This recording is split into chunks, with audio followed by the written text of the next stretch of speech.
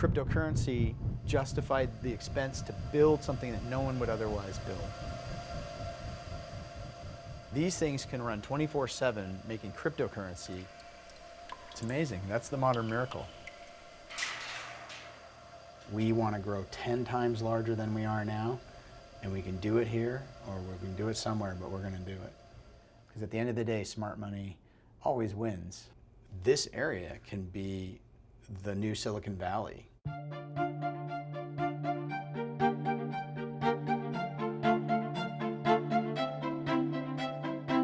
It is the hottest currency in the world, the Bitcoin. The cryptocurrency soared to nearly $20,000.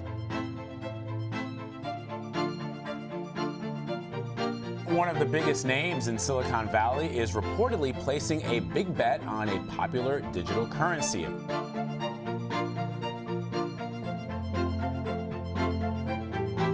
So you are the youngest Bitcoin millionaire. How does that feel? Feels pretty great. Not too bad for 19.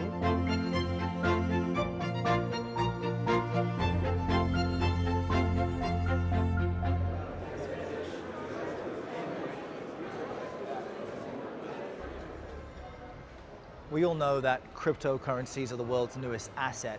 Every single day there is a crypto conference somewhere on the planet. Today, it's in Atlantic City. There are so many possibilities. Not bad, not bad. At conferences like this, fans and industry converge to explore the possibilities of cryptocurrencies. Everything from buying groceries to replacing the banking industry. So this is my first Bitcoin wallet. Oh, And then I got my scan it and send money to him. So I live off of Bitcoin. It pays my rent. I book my flights with cheapair.com. They accept Bitcoin Dash, all kinds of cryptocurrencies. I book my rooms with BitPay with my Visa card. My Lyft driver accepts BitPay, that's Bitcoin. So I'm all in. I use Bitcoin in every aspect of my life.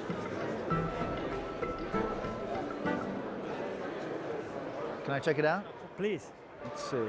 So this other platform that we have developed allows you to do multi-currency mining. So your idea is to get more people inside your game so that they use your mining machines. Yeah, the Okay. gamer.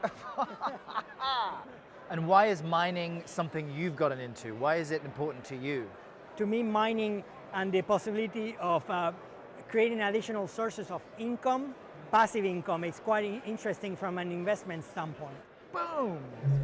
This device uses the hardware of a gaming computer to also mine cryptocurrencies. Mining, the process of making digital currency, is leading to a gold rush around the world.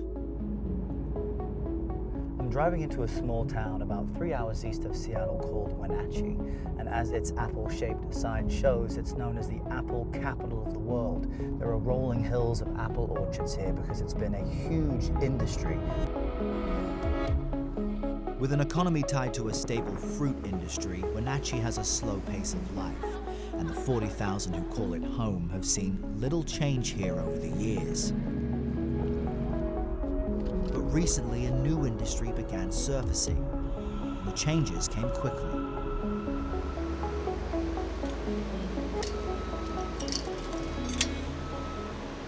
All right, so this is your baby. Yeah. She's loud. This was a long time coming. Yeah, she's a bit loud. You want to try to pull this door open? There's a few fans. Oh, is it the air being It's a fan, pulled in? yeah. Don't let go of the door. Just smash me. Come on in.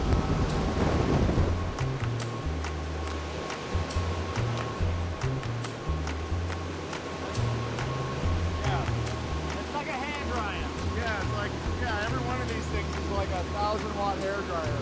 So there'll be 1,000 of those hair dryers in this pod. So that's quite a lot of heat. Go try it at home. These fans are operating 24/7 to cool endless rows of computer servers, each one feverishly working to mine cryptocurrency. This is how digital currency is made. Every time someone uses cryptocurrency to pay for something, it sets off a flurry of activity. Servers like these work to verify and process that transaction, each one racing to authenticate the exchange of digital money through complex calculations. For doing this work, the machines are rewarded with new cryptocurrency. This is what's called mining.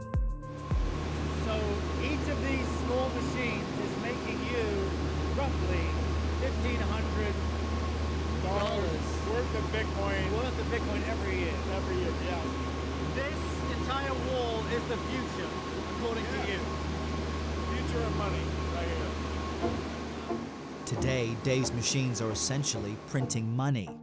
Like many locals here, he started with just a few small machines. But with the help of investors, he's scaled up significantly. He now runs Gigawatt, which continues to grow rapidly. He plans to have 22 of his pods completed by the end of the year. In Wenatchee, everyone is trying to make a buck from mining, from locals with a few machines in their basements to other large-scale facilities like Dave's. How many of these fans do you need? I think for this site we ordered over 600 of them. Now, these are industrial fans. They would be used in something like big chicken farms. And now they're keeping Bitcoin mining machines cool. Yeah. Mining machines burn through transactions as fast as possible, so powering them and even cooling them down is half the game. Now you see all the plugs, all the outlets. How much power does this facility use compared to like a typical building? Well, so our pods use 1.5 megawatts. That's typically associated with like 600 homes. So just this one facility is sucking up as much energy as 6 homes. No, 600 homes. Right here in this space. I mean, that's incredible when you think Hard about to it. believe, yeah. 600 houses, turn the lights on and off, the television, the fan, is as much energy as this wall right here. Powering all of this would cost a fortune in most places, but Wenatchee has a competitive advantage.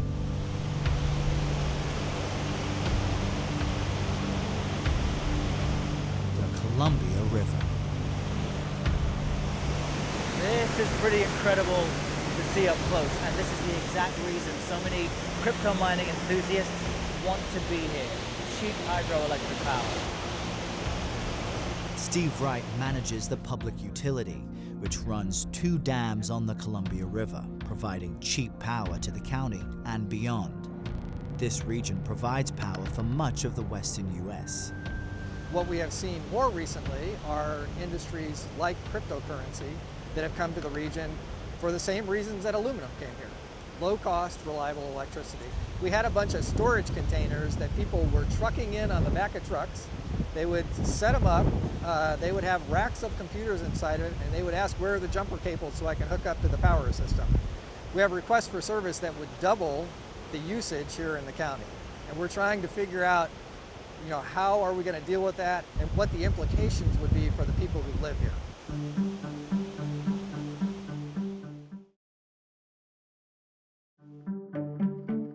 Because access to cheap power is key, miners are racing to set up shop anywhere in the world they can find low rates.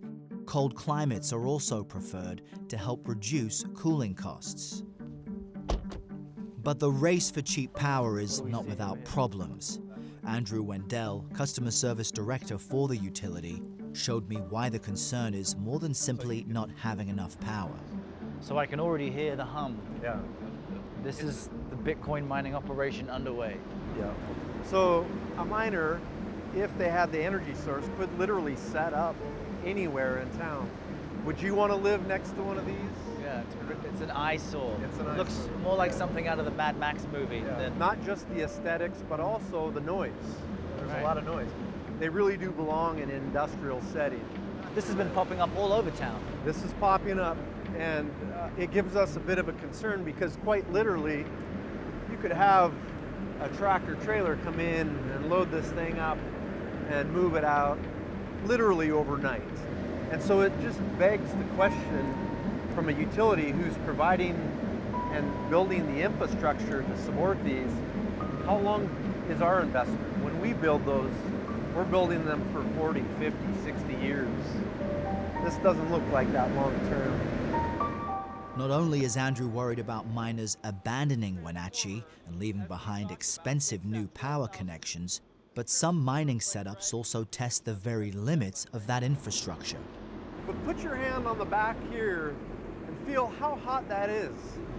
It's You can't really keep your hot. hand on You're there. not going to keep your hand up. What we have here is a standard residential home, but this shed, about 10 by 10 here, off to the side with the vents, that's full of cryptocurrency mining operation. So this cable and the transformers that was feeding the operation was seeing a very high load factor. And this is the actual cable that This was is underground? the actual cable, right. This plastic insulation breaks down because there's so much heat. There's so much heat, it can't dissipate the heat, so the insulation breaks down, and then the cables go phase to phase, and when they go phase to phase, they combust, they arc, and they can start a fire. And that's what happened in this handhole here, is a fire started. The bottom line is that when you mix the cryptocurrency mining with traditional residential load, if you don't have things built and designed appropriately, you're going to have some problems. In this part of the country, wildfire can spread and burn, literally hundreds of homes. And so, we take that very, very seriously. While some in Wenatchee are excited by the economic potential of cryptocurrency mining, concern over its massive power consumption and other risks is making many uneasy. It seems like it came out of nowhere, like there's a lack of understanding about it. But maybe they just don't like the change, because they like to keep this town small. My wife's in the technology space, and as much as she talks about it, it's still a mystery to me. Nobody wants a fire, like their apartment complex burning down because someone's mining Bitcoin. Right. It's just going to drain our power, and that's really all I know. Right. I think it's just people complaining and not actually understanding what they're complaining about. Right. Like a lot of families who've been here forever who are now maybe feel like they're being taken advantage of. Facing overwhelming demand for power from cryptocurrency miners and increasing concern from the community, the utility placed a moratorium on all new mining requests until they could agree on a solution. Local miners were not happy. They went overboard with their moratorium. It was kind of crazy for them to say, no, you can't do that. We're shutting everything down in the entire county. Matt McComb, a local insurance salesman, was setting up a few machines in his office, hoping to generate some extra money for his 12-year-old son's college fund. But then, the moratorium hit. So Matt, what are those boxes behind you? The boxes behind me. Those are a couple miners I got left that we were going to hook up here in Wenatchee. That's actually the power unit. Right, okay. Now these aren't cheap. That one's actually dropped down in pricing since I got it back in March. You can get them about $600 now. And how did you get this one? That one's actually right off Amazon. What you've got is several large players that kind of salted the earth for everyone else. They are literally consuming large sections of our town and edging out the small ones. Frustrated by the moratorium, Matt plans to move his mining machines a few hours south to Oregon. And so we're probably in 2 weeks, we're going to go down there and set up the machines down there and fire them up. It's kind of rough because it's like, I'd rather develop here locally, paying the rent to my landlord here, and put the money here in Wenatchee. We'll do that in Oregon.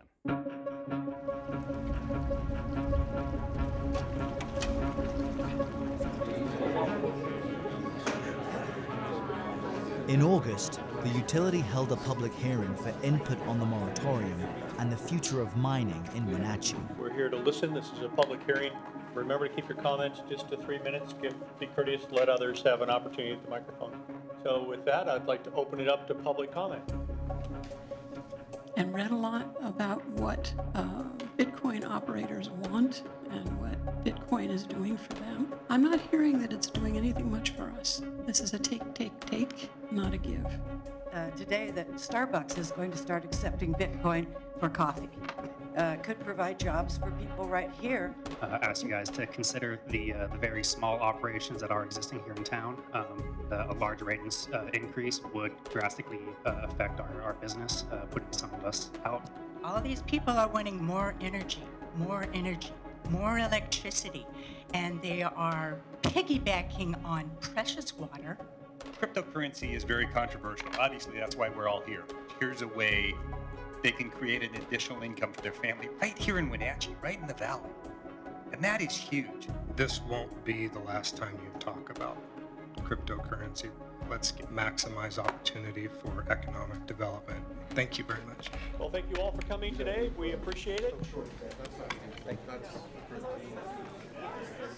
And I do understand that this is not a energy efficient business. It's not necessarily sustainable. However, we are, excuse me? You have a gift for understatement. I was standing over here so that I could hear some of the things that may be gaps of knowledge that we could perhaps fill. I love my gaps of knowledge. There's only just so much room.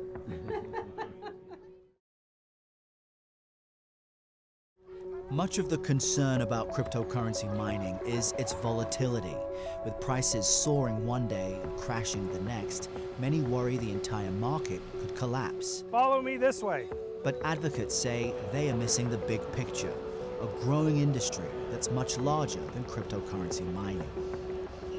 You will very quickly learn more about, over the next coming months and years, AI technology that will be running on the same kinds of servers. Malachi Salcedo, another large-scale miner, says the rise of supercomputing needed to power things like artificial intelligence requires specialized hardware and cheap power, just like mining. And so it helps you to understand why in the world would you build a 30, 40-year asset for something that's only 9 years old. I built it for a new technology that will have many current and future iterations that we don't yet fully understand.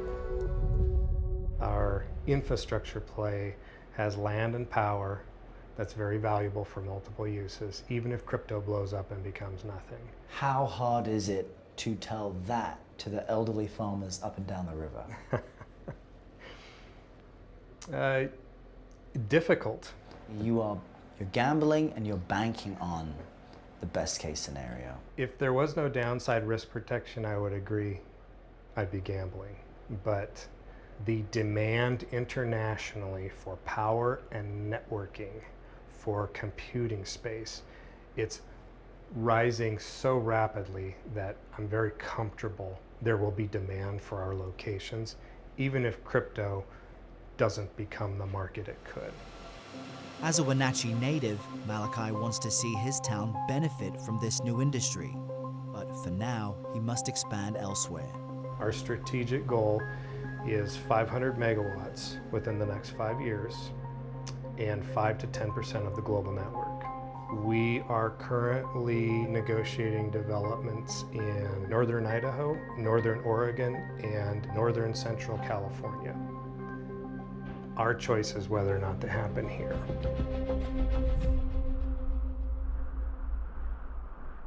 Moratoriums may stem the flood of miners arriving in places like Wenatchee, but it won't stop them from finding cheap power elsewhere. In June, a cryptocurrency mining company called CoinMint took over a massive former Alcoa plant near the small town of Messina in upstate New York. CoinMint took over this old aluminum smelting facility a few years ago and is now investing $700 million to make it a Bitcoin mining behemoth. You can see these machines newly unwrapped from China. The vision, once complete, is to have 6 rooms this size full of those Bitcoin mining machines, all of them humming, which would make this the world's largest Bitcoin mining operation.